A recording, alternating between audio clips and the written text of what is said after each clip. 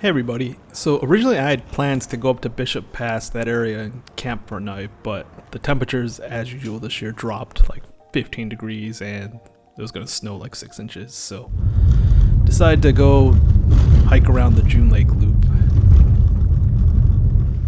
So my first stop is actually Parker Lake, and from what I saw it's actually a pretty popular hike, pretty short uphill, but you get some pretty nice fall colors.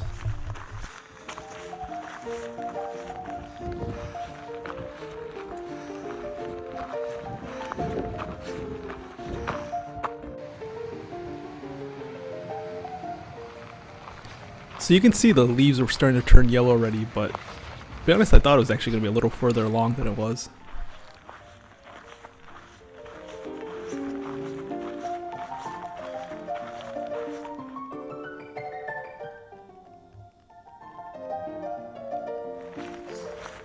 So this is Parker Lake, and it's actually a pretty spectacular lake, especially with the fall foliage in the background.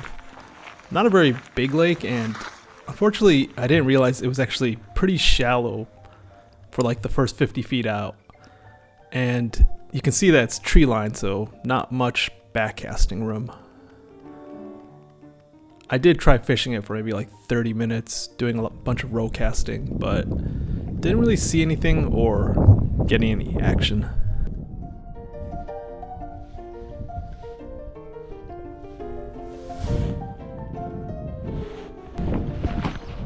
So here you can see I'm actually standing on a log jam right at the outlet of the lake going down to Parker Creek, and this was my first, I guess, hit.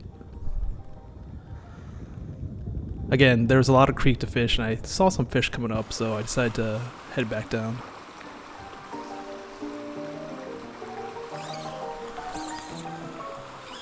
So this was one of those typical mountain creeks where crystal clear, any deep pocket you thought might have fish probably did, but the trick was just not spooking them and getting them to come out. And even though you can see I'm using a dry dropper, they were exclusively hitting the dropper, which was like a size 22 midge. I had a feeling they were going to be targeting small sized flies, and it turned out to work pretty well in terms of getting hits. So this one I had no casting room again, but you could actually see a few fish stacked in this run. And they're in the back of the run, which I just had to float it by them, and oh, I bleeped myself out there. I actually dropped a few F-bombs. And then this one here, I had to make a couple runs past it, but eventually it did commit, and right around here, yeah. But you can see it actually made a straight dash for the log, and I was not expecting it.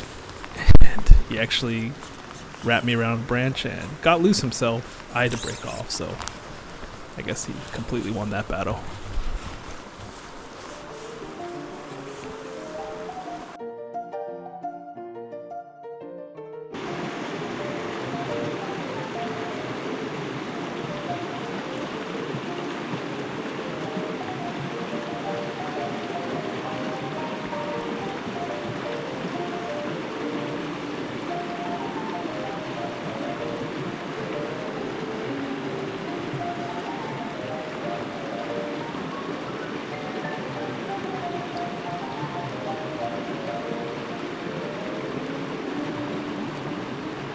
So here I'd actually made a couple passes at this run already, but I knew there had to be a fish here, so just kept on hitting it.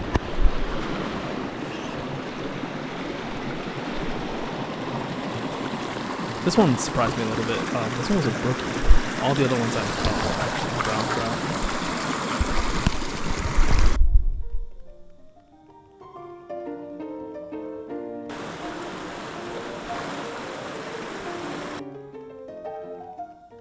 Again, another run that you just expected fish to be there, and sure enough, there was one.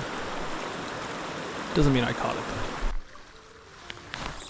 These shallow runs actually, I don't know, I kept on fishing them. I really had very little success here, but to the point that on this one, you could see I actually just paused and didn't know what to do, just because I was actually really surprised to get any type of bite, even though it was pretty tiny.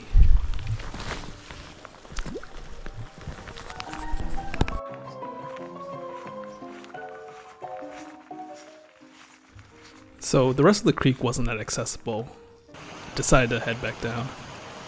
There were a couple of these trees that looked unusually big for this elevation outside of like sequoia groves. I think it's probably because it seemed fairly sheltered from the wind. I'm just making things up. Oh, you can see Mono Lake with some rain over it. Looked pretty cool. So after I got back down, decided to head to Rush Creek, and I actually didn't research it too much. I originally wanted to fish below Grant Lake, but couldn't find an access point, so I found an access point between Silver and Grant Lake and decided to check it out. I think this section might have been the put and take section because I didn't see any life or got any action. And a lot of the water looked pretty fishy like this run right here, so I didn't stay too long. It was getting late and cold.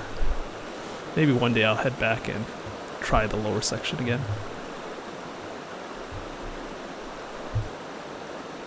That pretty much wraps up my quick trip, and next week I think I'm actually going to try backpacking one last time this year, so stay tuned. Thanks for watching.